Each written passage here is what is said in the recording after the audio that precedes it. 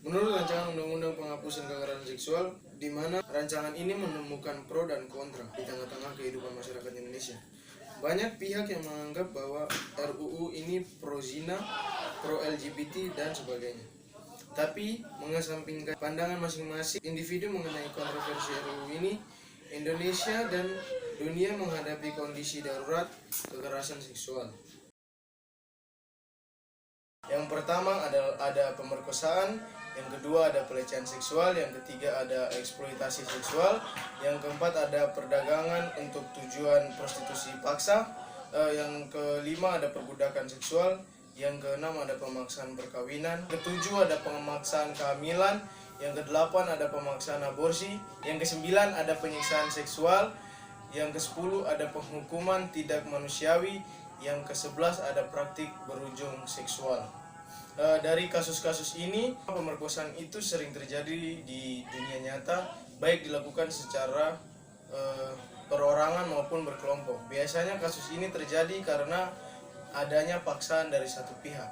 Kemudian ada juga pelecehan seksual. Dari pelecehan seksual ini kita bisa melihat bahwa kasus ini bisa terjadi di dunia nyata maupun di dunia maya. Namun pelecehan seksual ini sekarang dengan berkembangnya teknologi makin marak orang melakukan pelecehan seksual melalui dunia maya. Sebagai alat untuk melakukan bentuk kekerasan seksual, penyalahgunaan teknologi ini sangat merugikan, terutama bagi kaum wanita, di mana kita tahu tujuan teknologi canggih adalah memudahkan, namun nyatanya ada juga yang tidak sesuai dengan kenyataan. Terdapat berbagai media sosial yang dijadikan sebagai platform bagi pihak-pihak yang tidak bertanggung jawab seperti yang tadi sudah saya jelaskan untuk melakukan pelecehan seksual, intimidasi dan pemaksaan, serta perdagangan seksual ilegal. Hal-hal itu tentu membawa dampak yang sangat besar bagi kehidupan korban kekerasan seksual yang secara paksa dan terpaksa terlibat di dalamnya. Saat ini saya akan menjelaskan tentang teori identitas sosial. Identitas sosial merupakan atribut yang dimiliki oleh seseorang individu, di mana individu ini termasuk atau bagian dari suatu kelompok sosial. Atribut ini kemudian dipergunakan untuk memperkenalkan kelompok sosialnya dan membedakan kelompok sosialnya dengan kelompok yang lain. Sesama anggota dalam suatu kelompok tentu memiliki kedekatan, ciri khas, atau karakteristik yang berbeda dengan kelompok sosial yang lain.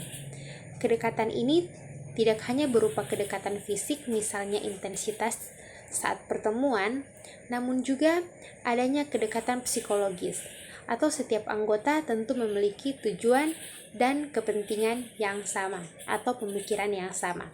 Sementara itu di dalam dunia cyber, identitas seseorang dapat berubah-ubah. Identitas yang tampak dalam kehidupan sehari-hari menjadi identitas virtual. Identitas virtual sendiri merupakan identitas yang ditampilkan oleh seseorang di dalam dunia maya atau online, yang mana ia bebas merubah dan menentukan ingin menjadi apa di dalam dunia maya tersebut, sehingga tingkat kebenaran identitas sangat kecil dan mampu berubah-ubah sesuai dengan keinginan individu tersebut. Identitas virtual yang tidak dapat dipertanggungjawabkan, kebenarannya berujung pada kejahatan-kejahatan dunia cyber. Kejahatan-kejahatan tersebut sebagian diantaranya adalah kejahatan seksual.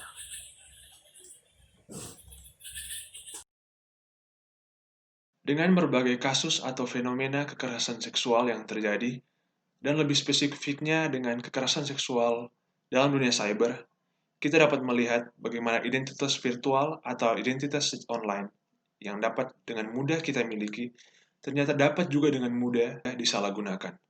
Hal itu dapat dibuktikan dengan berbagai kasus yang menunjukkan bagaimana adanya penggunaan identitas secara palsu dalam kasus pelecehan seksual, dan juga dalam kasus-kasus perdagangan seks secara ilegal. Contoh-contoh tersebut dapat menunjukkan bagaimana identitas virtual itu dapat disalahgunakan. Dan dalam hal ini, menjadi alat-alat pemuas diri bagi orang-orang yang tidak bertanggung jawab. Korban kekerasan seksual secara langsung maupun secara cyber tentunya mendapatkan dampak-dampak negatif yang berimbas bagi kehidupan mereka. Selain luka fisik maupun luka mental yang mereka derita, mereka juga diperhadapkan dengan kenyataan bahwa identitas sosial mereka di tengah-tengah masyarakat akan mengalami perubahan.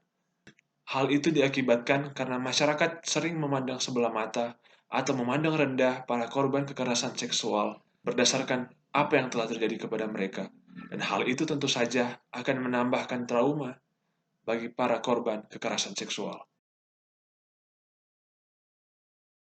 Untuk mencegah berbagai kasus-kasus kekerasan seksual semakin merajalela, maka diperlukanlah landasan hukum untuk menjadi tolak ukur penegakan hukum atas kekerasan seksual di Indonesia. RUU PKS yang sempat mengalami pro dan kontra di tengah masyarakat dan juga sampai sekarang belum jelas keberlanjutannya sangatlah diperlukan dalam kehidupan berbangsa dan bermasyarakat. RUU PKS ini akan melindungi hak-hak dari para korban kekerasan seksual dan juga merehabilitasi para pelaku-pelaku tindak pidana kekerasan seksual, dan hal itu diharapkan dapat mencegah menyebarnya berbagai kasus kekerasan seksual ataupun mencegah para pelaku tersebut bebas dan melakukan kekerasan seksual itu untuk kesekian kalinya.